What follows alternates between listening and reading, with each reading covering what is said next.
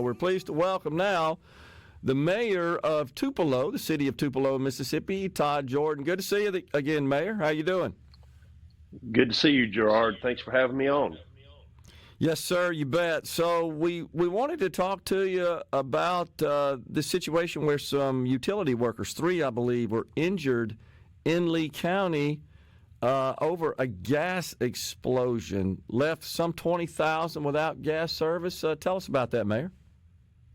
That's right, Gerard. Yesterday morning we had more of a high-pressure blowout. It wasn't a fiery explosion. It was more of a blowout of a high-pressure line. Soon after that, the city of Tupelo and surrounding areas started losing pressure. They cut that gas off, and like you said, there's little over 22,000 customers that are affected. That includes restaurants, residential, any commercial buildings. So, Atmos came in overnight, started cutting off everybody's gas because of the implications of when the gas may be cut back on. Over the next day or so, they'll be cutting all gas off, and while they repair the line. Mayor, does this include all of those who receive service within the city limits of Tupelo? Because I noted in our article, Ben Milam with SuperTalk Mississippi News wrote a great article about this. It says it affected Tupelo, Guntown, Verona, Saltillo, Brewer, and Plantersville. That's right. The blowout happened in Plantersville, and that is the main line that goes to all of these areas. So, yes, it has affected everyone in the city of Tupelo. Wow. And any update on the status of the 3 workers injured, Mayor? We do not. We had an emergency meeting this morning at 9 o'clock. We are trying to find out any information on those injured workers. And obviously at this point, our thoughts and prayers are with them and their family, and hopefully a speedy recovery. Obviously, whenever you have any type of gas incident, it could be catastrophic, and hopefully, they'll all have a recovery, but we are trying to get information at this point on those individuals. Yeah, absolutely. Thoughts and prayers with their families, and we're hoping they're going to be okay. It's dangerous work, Mayor. You know that. Anytime you're around these high pressure gas facilities, and you've got a material there that's dangerous to itself, and these folks follow all the best practices and standards and policies and rules and regulations, but you can't be perfect, I guess. Sometimes stuff just happens. Well, that's right, and you just never know. I mean, you do this work and everything goes well for your whole career, possibly, and then one day things just don't go that correctly, and you just never know whether you're dealing with electricity, gas, or anything. Just moment by moment, anything could happen. Atmos says multiple days to restore service, Mayor? Yeah, like I said, from what we're gathering, and we do have a press conference at 1 o'clock with Atmos and emergency services, is started last night about 8 o'clock, going around the city, cutting everybody's gas off.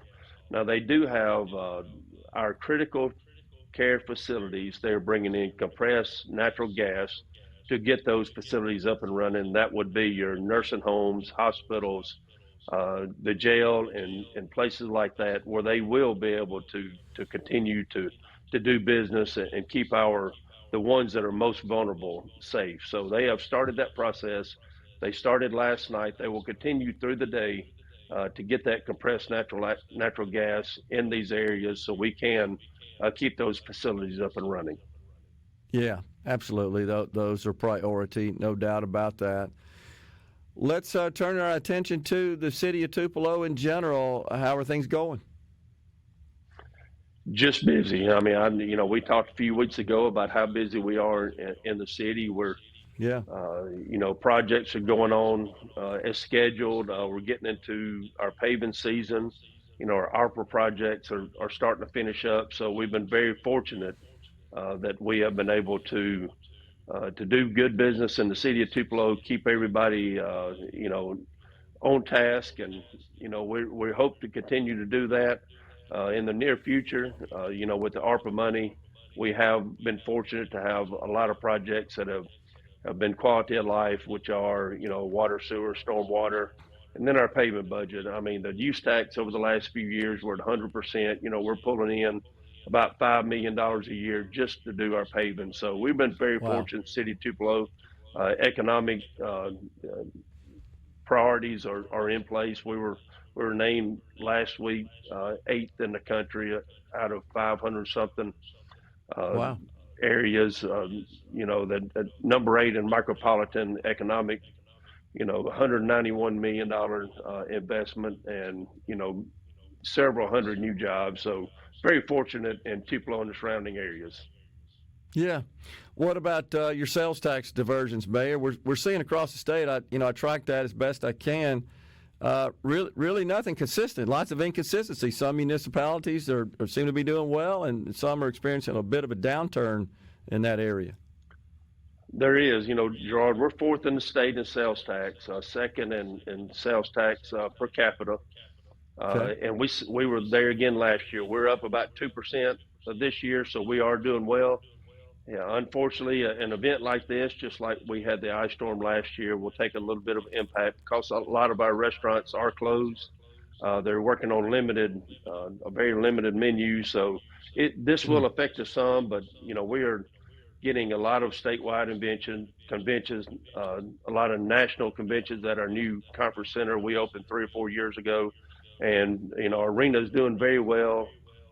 We got Riley Green coming in a couple of weeks. That's going to be a sellout. So the good thing about North Tupelo is where we are in Northeast Mississippi. If you're going to come eat, going to come work, you're going to come to Tupelo. Our daytime population, Gerard, is about 144,000 people. So Wow. compared that to our regular population, that's about 5 times what we normally have in the city per day.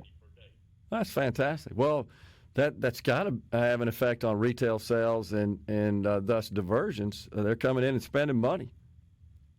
It does, and that's good for us. They come in, work, shop, and then they go back home to their communities. So the way we are, we're kind of landlocked between surrounding counties, surrounding cities, so we can't grow to a huge extent. So we do rely on people coming in to work, just like our hospital that employs 7,500 people in Goodyear Tire to come in and work and have the quality of life, but then live outside the city.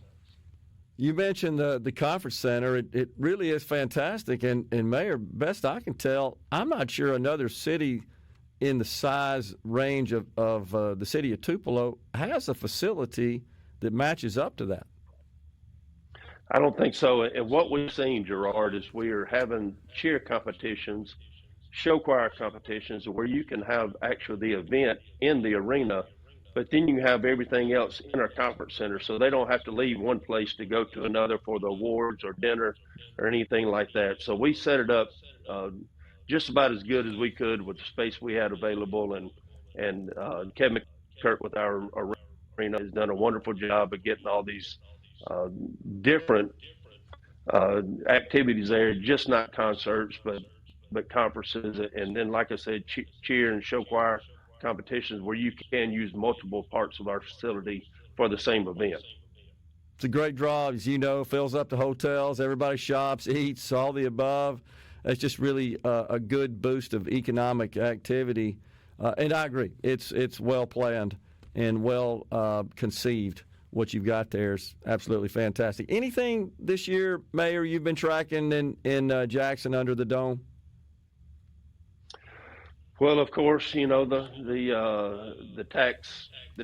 The tax reform looks like the House and Senate at this point are just too far apart to look like getting anything done, and both of them could affect us different ways. So until obviously somebody comes up with something, we don't know how we're going to be affected. The House says we're going to make more money. Obviously, I think everybody is for at some point eliminating the income tax, but how does that affect us and the state of Mississippi moving forward? I mean, obviously, when you take Yeah, away one tax, you have to replace it with something else, or we'll right. or we'll start declining. And that's something we definitely don't want to do. Gotcha. Mayor Todd Jordan of the city of Tupelo. Always good to see you, Mayor. Thanks for coming on. Thank you. Thank you, Gerard. Take care. Yes, sir. We're coming right back in the Element Wealth studio.